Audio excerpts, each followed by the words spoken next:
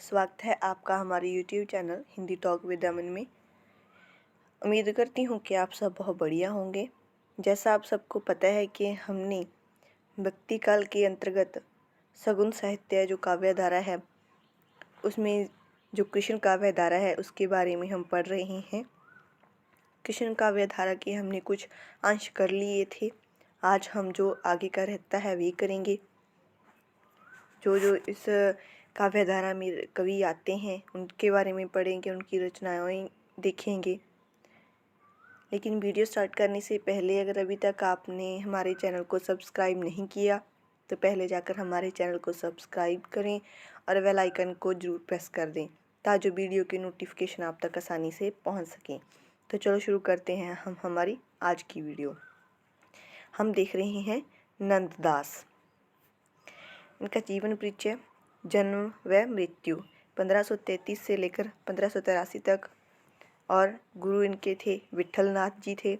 अष्टशाप के कनिष्ठ कवि माने जाते हैं ये। रचनाएं अनेकार्थ मंजरी है इनकी, पर्याय कोश ग्रंथ है ये। मंगलाचरण में शुद्धाद्वैत संबंधी दार्शनिक विचार दिए गए हैं। कई बार ऐसा होता है पेपर में पूछ लिया जाता है कि नंददास की किस रचना में शुद्धाद्वैत संबंधी दार्शनिक विचार दिए गए हैं, तो वह क्या है, अनेकार्थ मंजरी। ठीक है, तो थोड़ा बहुत किसी भी रचना के बारे में अगर हम कथानक के बारे में पढ़ेंगे तो ये हमारे लिए फ़ायदेमंद हो सकता है। इसके बाद आएगा रसमंजरी। 1550 ईस्वी के आसपास इसकी रचना हुई है। नायक नायिका भेद संबंधी श्रृंगार ग्रंथ है ये। दोहा चौपाई शैली है इसमें। रूपमंजरी 1568 है। लघु आख्यान काव्य है। विवाहित रूपमंजरी जो निर्भरपुर के राजा धर्मवीर पुत्र की पुत्री है, वह कृष्ण की प्रेम कथा। किसकी? रूपमंजरी व कृष्ण की प्रेम कथा का वर्णन है।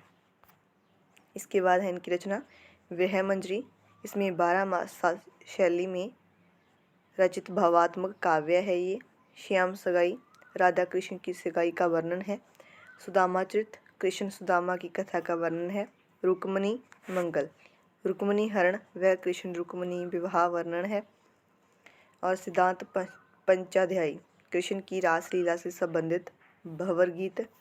पूर्वार्ध में गोपी उद्धव संवाद तथा उत्तरार्ध में कृष्ण प्रेम में गोपियों की विरह दशा। ठीक है, जो नंददास जी हैं उनके द्वारा भी भंवर गीत लिखा गया है। ठीक है ना, क्योंकि कई बार आ जाता है कि बताएं जो भ्रमर गीत परंपरा में किस किस की रचनाएं हैं, तो नंददास की भी भ्रमर गीत परंपरा में रचना है, वे है भंवर गीत। ठीक है, सूरदास जी द्वारा स्टार्ट की गई थी ये परंपरा। ठीक है, भ्रमर गीत परंपरा सूरदास जी द्वारा स्टार्ट की गई थी।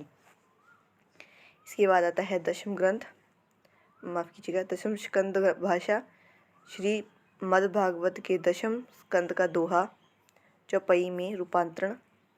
गोवर्धन लीला, कृष्ण की विविध लीलाओं व कृष्ण चरित्र का गुणगान। नंददास पदावली, राधा कृष्ण की लीलाओं का 12 प्रकरणों में गुणगान। योग लीला, 130 पदों में योगी के वेश में कृष्ण का राधा के पास जाने का वर्णन। नाम चिंतामणि माला, 41 पदों में कृष्ण की नामावली। रास पंचाध्याय, रौलाशंद खंड काव्य।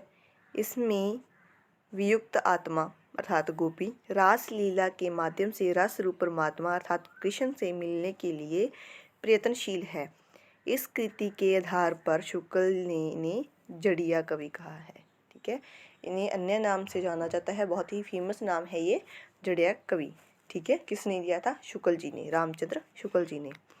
वियोगी हरि ने इस कृति को हिंदी का गीत गोविंद कहा है। ठीक है, वैसे गीत गोविंद किसने लिखा है? यह देव ने लिखा है। ठीक है, हिंदी का गीत गोविंद कहा है। इसके बाद इनकी है मान मंजरी, प्रेम बारह खड़ी, अनेकार्थ मंजरी, ये पहले भी हो गया था मुझे लगता है। शुक्ल जी ने नंददास जी द्वारा रचित 2 गद्य रचनाओं का उल्लेख किया है। कौन कौन सी? हितोपदेश और नासकेत पुराण भाषा। ठीक है, इसके बाद आते हैं चतुर्भुज दास। इनका जन्म व मृत्यु 1530 से लेकर 1585। कुंभन दास जी के छोटे पुत्र हैं। हमने पढ़ लिया था कि कुंभन दास जी भी एक अष्टशापकी ही कवि हैं और उनके पुत्र भी अष्टशापकी कवि हैं। भाषा क्या है इनकी? साधारण ब्रज है। रचनाएं कौन सी हैं? चतुर्भुज, कीर्तन संग्रह, कीर्तनावली, दान लीला, द्वादश यश, भक्ति प्रताप, हितजू को मंगल और मधुमालती। ठीक है, इसके बाद आती हैं शीत स्वामी, 1515 से लेकर 1585 ईस्वी। रचनाएं इनकी पदावली, कविता साधारण कोटि की परंतु भक्ति भाव से पूर्ण है और ब्रज भाषा का लालित्य है इसमें।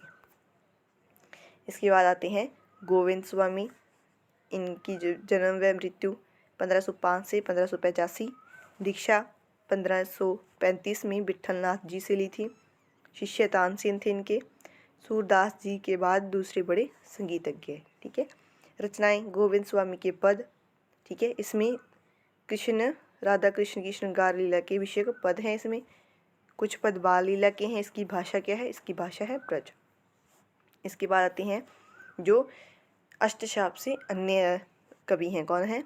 हरिराम व्यास, 1492।